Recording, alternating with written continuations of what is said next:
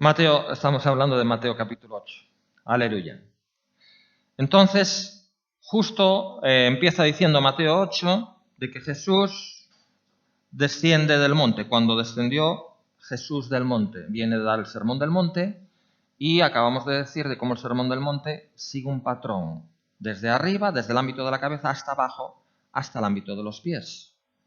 Sabemos que toda la Biblia, toda la Escritura es un cuadro, una descripción maravillosa del Señor Jesucristo. Desde el Génesis, que narra la caída del hombre, de cómo el hombre cae en pecado, como ya el Señor promete que de la simiente de la mujer vendrá aquel que aplastaría con su calcañar herido la cabeza de la serpiente, hasta Apocalipsis, ¿verdad? Donde el Señor viene como rey, ya no como cordero para ser sacrificado. Todo el Antiguo Testamento no habla más que de sacrificios de sangre para limpieza del pecado, que es un cuadro, un tipo, una figura de la muerte y el sacrificio de Jesucristo en la cruz del Calvario, lo cual describen los Evangelios. Y al final, al terminar el último libro, el libro de Apocalipsis, la Biblia nos enseña de cómo el Señor viene ya no como cordero, sino como rey, para implantar su reino y rescatar de una vez por todas a la humanidad que había caído en el lazo del diablo, ¿verdad? O sea que toda la Biblia es una descripción y gira en torno al Señor Jesús. El tabernáculo mosaico, el templo que Dios le dio con todo detalle a Moisés, cuyo dibujo está ahí, es un cuadro del Señor Jesucristo, el cual dijo: yo soy el camino. Lo dijo él mismo: yo soy el camino. Él no dijo que él fuera el destino, dijo que era el camino. ¿Hacia dónde? ¿O hacia qué destino? Hacia el Padre. Por eso dijo: y nadie viene al Padre si no es por mí. Él dijo claramente: yo soy el mapa, ¿sí? A través de mí sabes cómo llegar a tu destino. Tu destino no soy yo, es el Padre. Entonces, todo el tabernáculo es una descripción del Señor Jesucristo. Y como toda la Biblia gira en torno al Señor Jesucristo, toda la Biblia gira en torno a la figura de Jesucristo, podemos esperar que muchas porciones de la Escritura, muchos pasajes, encajen con el tabernáculo. Porque el tabernáculo, ¿qué es? Es un templo. ¿Y qué es un templo? Es un lugar donde Dios mora. Y no dice la Escritura que en el Señor Jesucristo, en Él habita corporalmente la plenitud de la deidad. El Señor Jesús era un templo. Es un templo. Porque en Él moraba el Padre y en Él moraba el Espíritu sin medida, además. Por eso el tabernáculo, que es un templo, es un cuadro, un tipo, una figura de otro templo mucho más perfecto, como dice Hebreos, no hecho de manos y no de esta creación, que es el Señor Jesucristo. Luego, como toda la Biblia gira en torno a Él, cabe esperar que muchos pasajes encajen con el tabernáculo. Por ejemplo, Mateo 8. En Mateo 8 se describen 7 historias, tantas como muebles hay en el tabernáculo, 7. Y vamos a ver cómo cada una de esas historias encaja con uno de los muebles del tabernáculo, encaja con una porción del Señor Jesús, con algo que tiene que ver con su carácter, con su naturaleza, con algo que nosotros necesitamos aprender e interiorizar y experimentar. Vamos con la primera historia. Estamos en Mateo capítulo 8 y a ver si me decís vosotros por dónde empieza esto, por la cabeza o por los pies.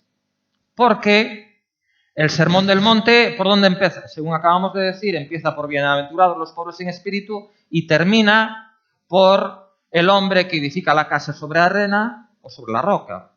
Entonces empieza por la cabeza y termina por los pies. ¿Sí? Ese es el diseño del Sermón del Monte. Ahora, a ver si me decís cuál es el diseño de Mateo 8. ¿Por dónde empieza? Fijaros la primera historia. Dice: cuando descendió Jesús del monte, le seguía mucha gente, y he aquí vino un leproso y se postró ante él diciendo: Señor, si quieres, puedes limpiarme.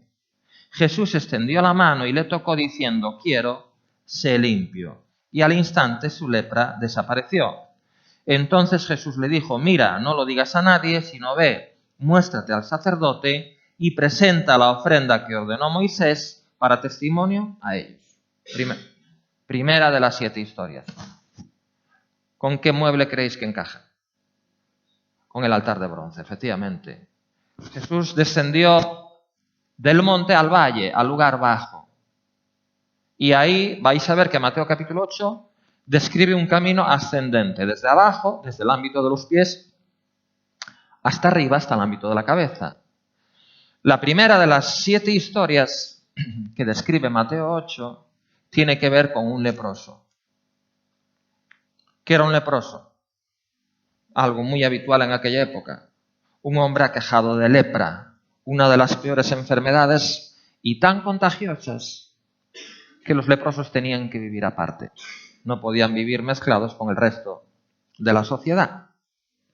Todo el mundo huía de ellos. En cuanto veían un leproso, porque tenía miedo que les contagiara.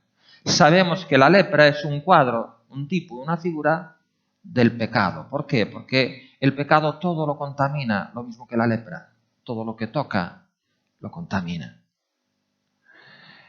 Y supongo que aquel hombre leproso, fijaros cómo confesó la verdad con su boca. Para ser limpio, lo primero que uno tiene que hacer es confesar la verdad. Dijo, Señor, si quieres, puedes limpiarme. Él reconoció que el único que podía hacer la obra de limpieza en su vida era el Señor. Y le rogó, reconociendo y confesando que él podía. Y la respuesta de Jesús fue, quiero ser limpio. ¿Qué nos enseña esto? Que el Señor quiere limpiarnos y está dispuesto a limpiarnos. Siempre que vayamos a Él con necesidad de limpieza, porque hemos pecado, porque hemos fallado, porque hemos errado, porque nos hemos ensuciado, la respuesta del Señor va a ser, quiero ser limpio. Por eso el Señor dijo, el que a mí viene, yo no lo echo fuera. La primera lección tiene que ver con el altar de bronce donde está la sangre derramada, ¿verdad? Donde se derramaba la sangre de animales, que era un tipo, una figura de la sangre del Señor Jesús, que Él vertió para limpieza del pecado. Por eso que siempre que uno va a Él en búsqueda de limpieza, la respuesta va a ser, quiero ser limpio. Nunca hay problema con el Señor para limpiarnos. Basta que uno quiera ser limpio y que uno confiese su pecado, que uno confiese su equivocación, que uno confiese su error y se arrepienta, la limpieza viene. Qué maravilloso saber que el Señor Jesús, siempre que vayamos a Él buscando limpieza, nunca nos va a echar fuera. Esa es la primera historia, que tiene que ver con el altar de bronce, con el ámbito de los pies. Llama la atención también que el Señor, dice ahí el versículo 3, que Jesús extendió la mano y le tocó. No necesitaba hacerlo, pero lo hizo. Ya veremos que en muchos otros casos ni siquiera Él necesitaba, en la siguiente historia, que para nada necesitaba tocar físicamente a nadie para que el milagro ocurriera. Pero en este caso sí lo hizo. ¿Por qué? ¿Creéis que el leproso estaba acostumbrado a que le tocaran? Ni a 1 kilómetro.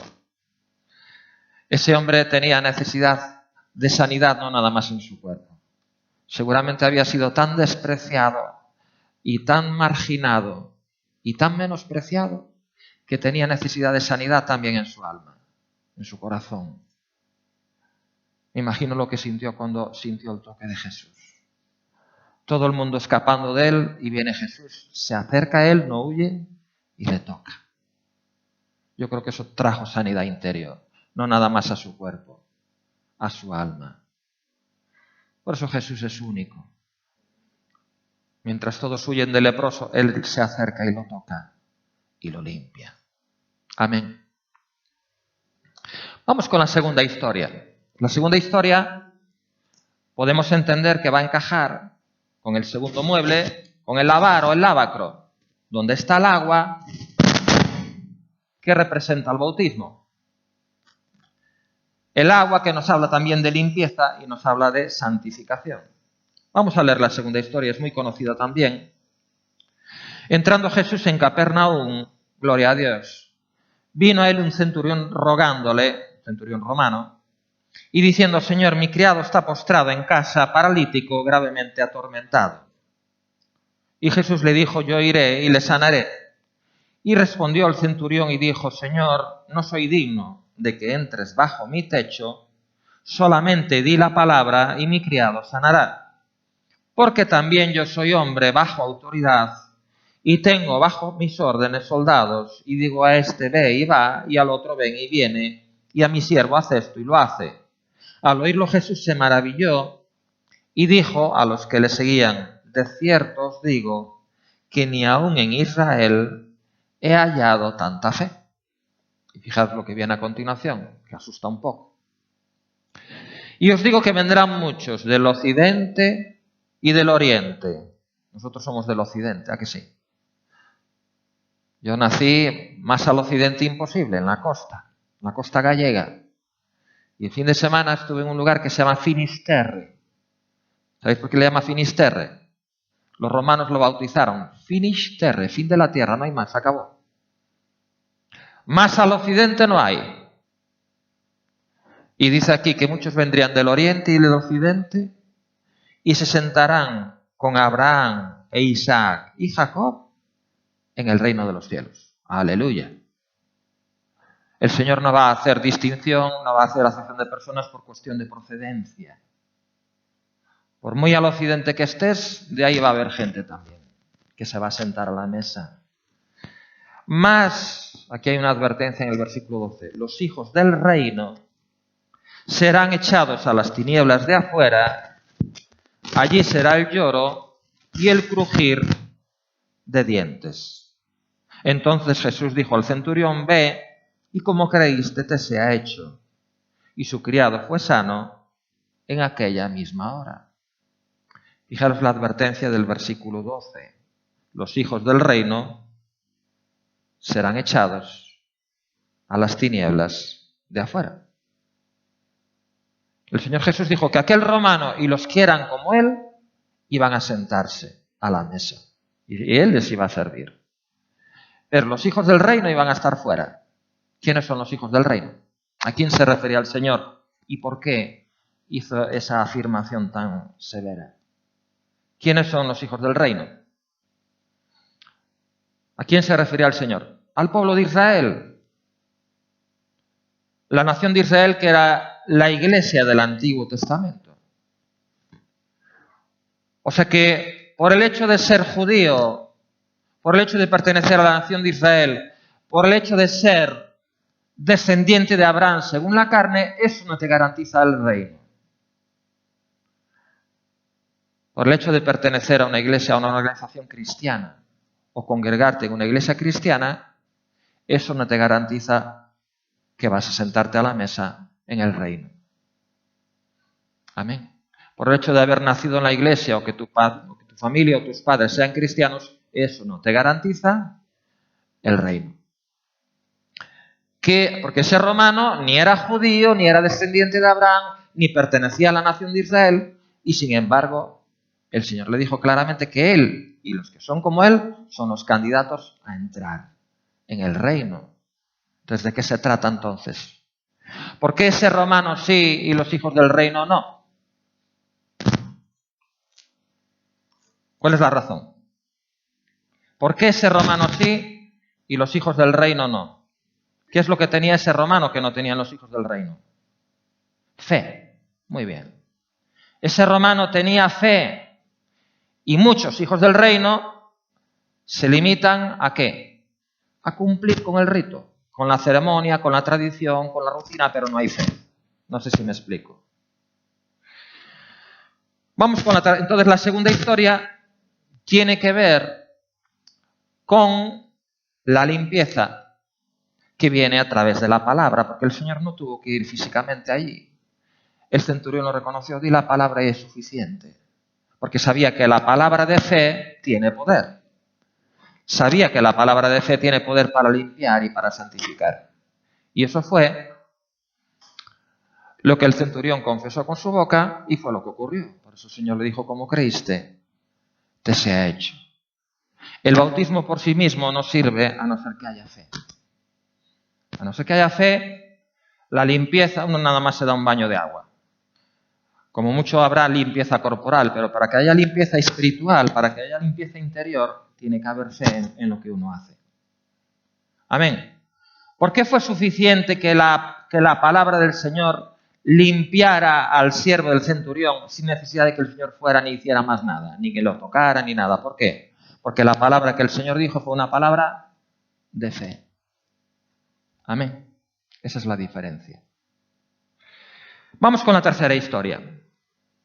Estamos en Mateo 8:14. Es una historia muy conocida también. En Mateo 8:14 dice: vino Jesús a casa de Pedro y vio a la suegra de éste postrada en cama con fiebre. Y tocó su mano y la fiebre la dejó. Y ella se levantó y le servía. Un pasaje muy corto, nada más 2 versículos, ¿verdad? Muchos dicen, así que por esta razón Pedro le negó 3 veces, ¿verdad? Porque le sanó a la suegra. Bueno, es un chiste cristiano, ¿no? Por venganza. Pero se ve que esta no era una mala suegra, esta era una buena suegra. Fijaros lo que hizo aquí el Señor. ¿Qué hizo el Señor para sanar a la suegra de Pedro? Estaba postrada en cama con fiebre, tocó su mano. No tenía necesidad de hacerlo tampoco. Podía sencillamente decir la palabra. Podía sencillamente decir la palabra.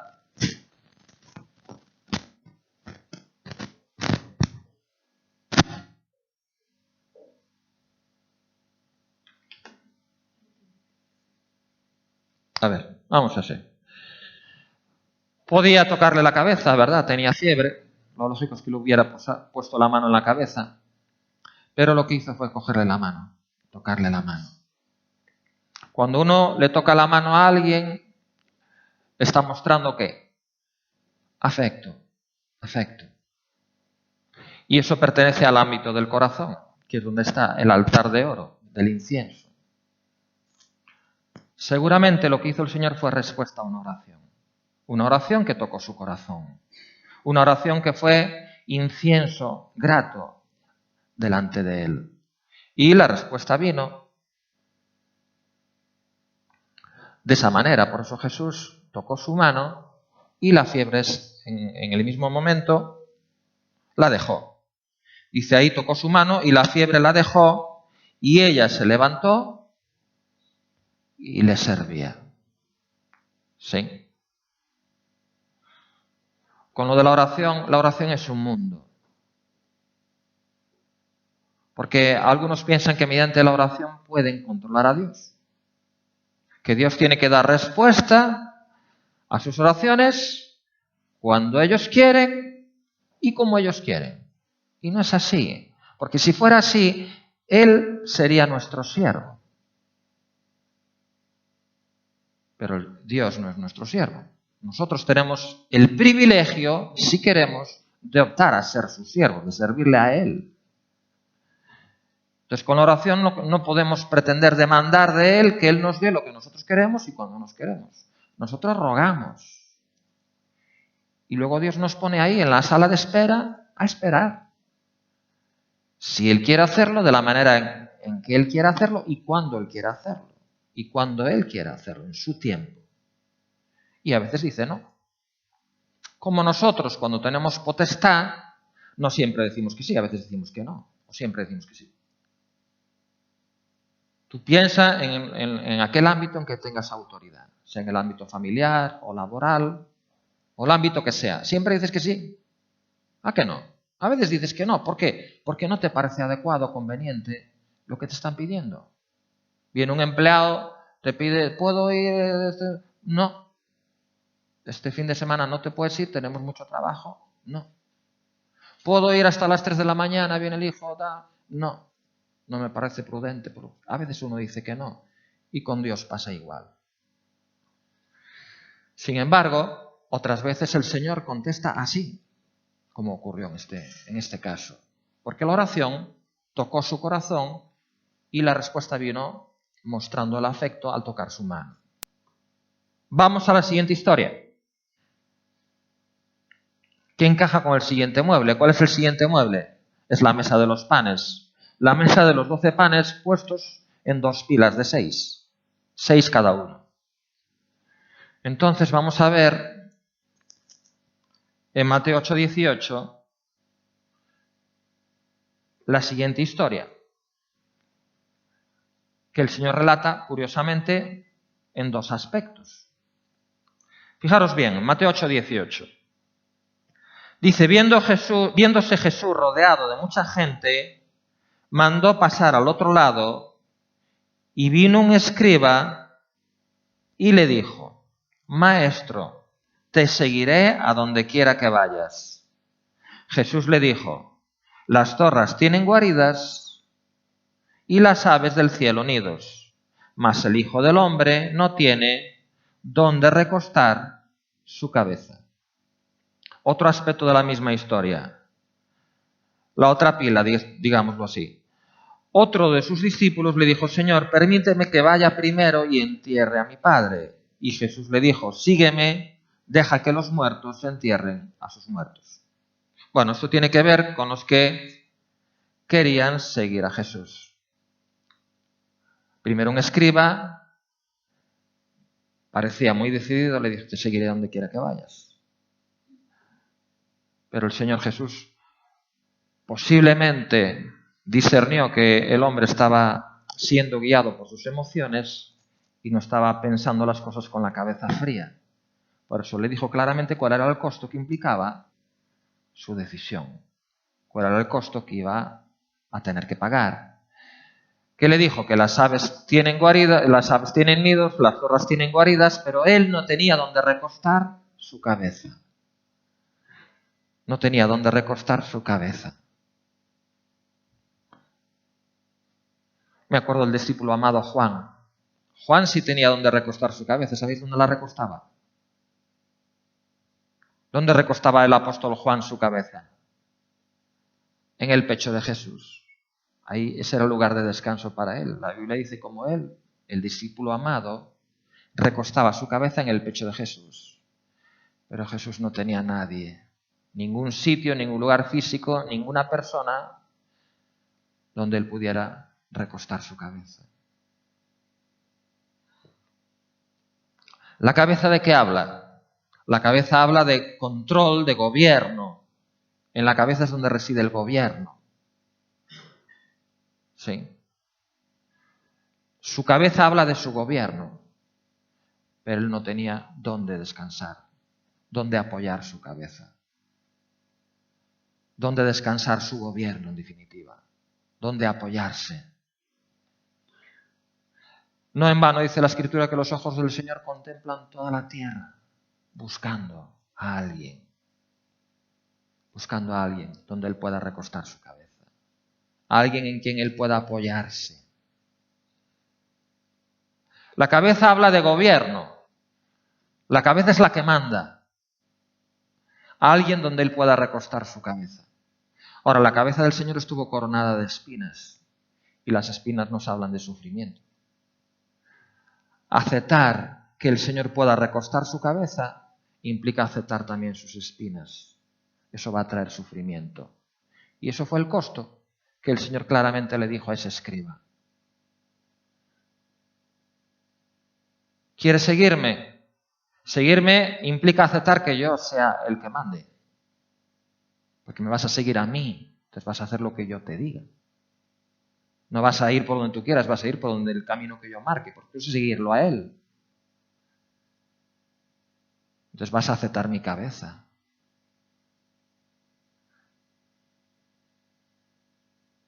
Pero mi cabeza llevaba una corona de espinas, y va a haber sufrimiento. Amén. Y luego a los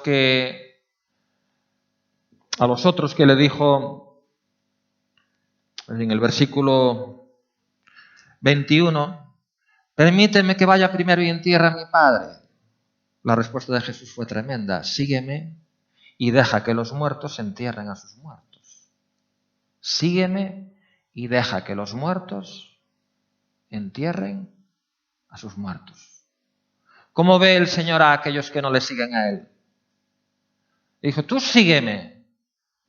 Y los otros, la familia, ¿cómo los vio el Señor? ¿Cómo los definió? Como muertos, porque no los seguían. Espiritualmente estaban muertos. Es decir, lo que el Señor le dijo es, el seguirme a mí debe ser más importante que tus compromisos familiares. Es otro de los costos que implica seguir a Jesús.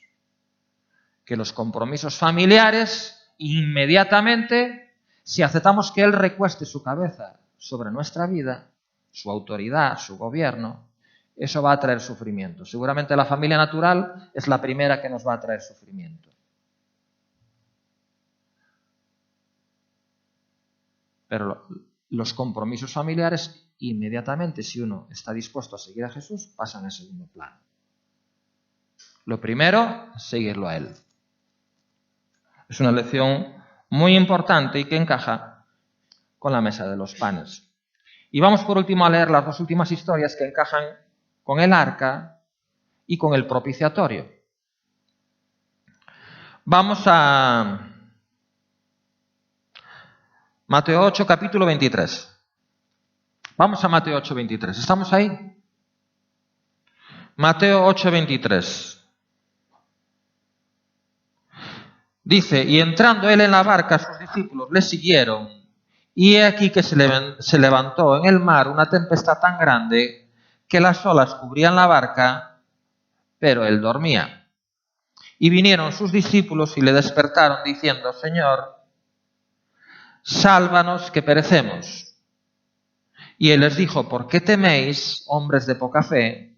Y entonces, levantándose, reprendió a los vientos y al mar, y se hizo grande bonanza. Y los hombres se maravillaron diciendo, ¿qué hombre es este que aun los vientos y el mar le obedecen? Bueno, esta historia que encaja con el arca, que representa su cabeza, nos habla o nos enseña a descansar en medio de la tempestad. Sean cuales sean las tormentas de nuestra vida, lo que esta historia nos enseña es que podemos descansar. ¿Qué hacía Jesús en medio de la tormenta? Descansar. Y eso que había tormenta, ¿eh? Había vientos, había olas que sacudían la barca, y el mensaje de Jesús a los suyos, ¿qué les dijo que tenían que hacer?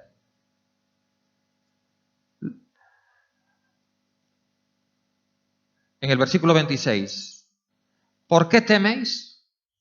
O sea, ¿qué les dijo que tenían que hacer? No temer. Tener una actitud de descanso. ¿Cuándo uno puede tener descanso a pesar de la tempestad? Cuando uno le deja a Él el control. Pues Dios sabe. Si viene la tormenta, si viene la tempestad, pero Dios está al control, uno puede estar tranquilo, porque Él está al control. Los discípulos tenían que estar tranquilos, porque Dios estaba al control. ¿Cómo no iba a estar Dios al control si Jesús estaba con ellos en la barca? Y Jesús tenía que ir a la cruz. Entonces, ¿Dios estaba al control o no estaba al control? Estaba al control. Entonces, por eso Jesús descansaba. Y los discípulos debían haber descansado también, pero no lo hacían. Entonces, por eso esta historia tiene que ver con el arca. Estamos ya en el ámbito de la cabeza. Porque cuando dejamos que Él sea la cabeza y que Él tome el control, eso nos va a dar descanso. A veces vemos eso como algo muy negativo. Uy, si Él tiene el control. Si Él tiene el control y entonces ya no lo tengo yo, ya no voy a poder hacer lo que yo quiera. Lo vemos como algo negativo, pero es todo lo contrario. Porque pase lo que pase, es lo que te va a dar el descanso. Sea cual sea la situación o la tormenta que enfrentes, por difícil que sea, el darle a Él el control te va a dar el descanso. Y si no, pruébalo. Cuando tú le dejas a Él el control de la situación, bueno, Señor, lo que tú quieras y como tú quieras, tú mandas, ya está. Que pase lo que tú quieras. Te lo dejo a ti, te lo entrego. Lo dejo todo en tus manos. Y cuando uno lo hace de corazón, uno descansa. Por muy fuerte que sea la tormenta, vas a descansar. Porque ya se lo dejaste a Él. Ya Él tiene el control. Y ya todo está en su mano. Amén. Es lo que nos enseña esta historia. Y vamos a la última historia, que encaja con el propiciatorio, que es la cubierta del arca, un asiento de misericordia. Vamos a leerla en Mateo 8, a partir del 28. La última de las 7 historias. Gloria a Dios, dice, cuando llegó a la otra orilla, a la tierra de los Gadarenos, vinieron a su encuentro 2 endemoniados que salían de los sepulcros, feroces en gran manera, tanto que nadie podía pasar por aquel camino. Y clamaron diciendo, ¿qué tienes con nosotros, Jesús, Hijo de Dios? ¿Has venido acá para atormentarnos antes de tiempo? Gloria a Dios. Gloria a su santo nombre.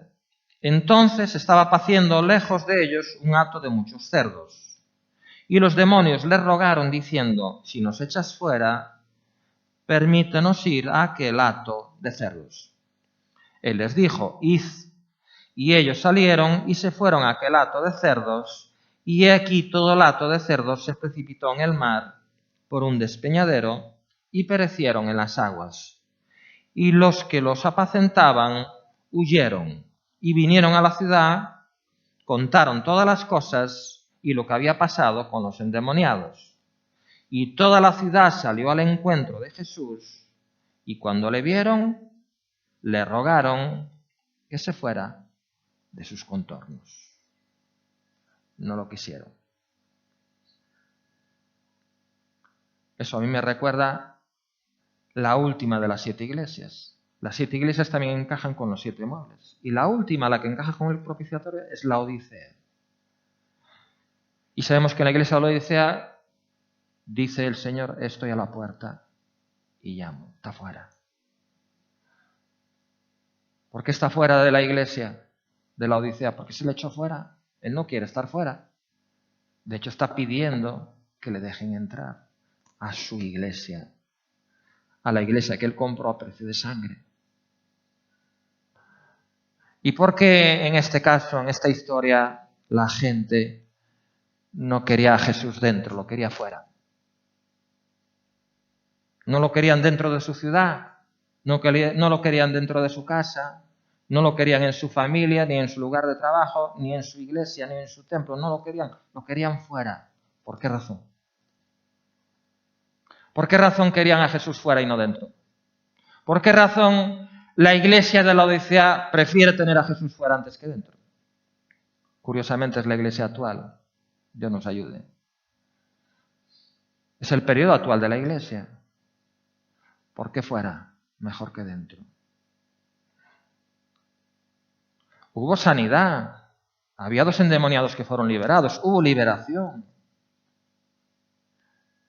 Pero hubo pérdida material. Perdieron los cerdos.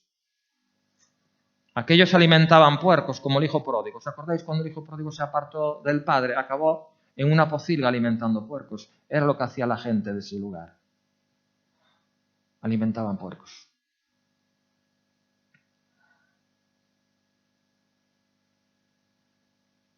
Preferían tener a Jesús fuera. Porque a lo mejor tenerlo dentro implicaba una pérdida de algo que ellos no estaban dispuestos o no querían perder. ¿Qué nos enseña el mensaje de esta última historia? Que tenemos que decidir qué es lo más importante en nuestra vida. ¿Lo material o lo espiritual? No significa que renunciemos a lo material o que le quitemos importancia. Es importante, lo necesitamos. Dios sabe, dice, antes que le pidamos, ya sabe lo que necesitemos. Ya lo sabe. Y dice, pero buscar primeramente dice en primer lugar. Primeramente significa más importante. Buscad primeramente el reino de Dios y su justicia y lo demás viene por añadidura. ¿Creéis que si aceptaran a Jesús en sus contornos iban a padecer hambre o les iba a ir muy mal? No. Claro que no. Pero termino recordando lo que el Señor le recrimina a la iglesia de la Odisea. Porque tú dices, yo soy rico, me he enriquecido y no tengo necesidad de ninguna cosa. Me va muy bien. Aunque tú no estés, aunque no sienta tu presencia, me va de maravilla. Por eso le dice, tú no sabes que eres un miserable, cuitado, pobre, ciego y desnudo. Unge tus ojos con colirio para que veas. Para que veas tu condición. Amén. Gloria a su santo nombre. Vamos en esta mañana entonces, ahora ya funciona. Vamos a ponernos de pie, vamos a darle gracias a Dios si es que hemos aprendido algo a pesar de todos los contratiempos que hemos tenido. Y vamos a pedirle al Señor que Él nos ayude. Aleluya.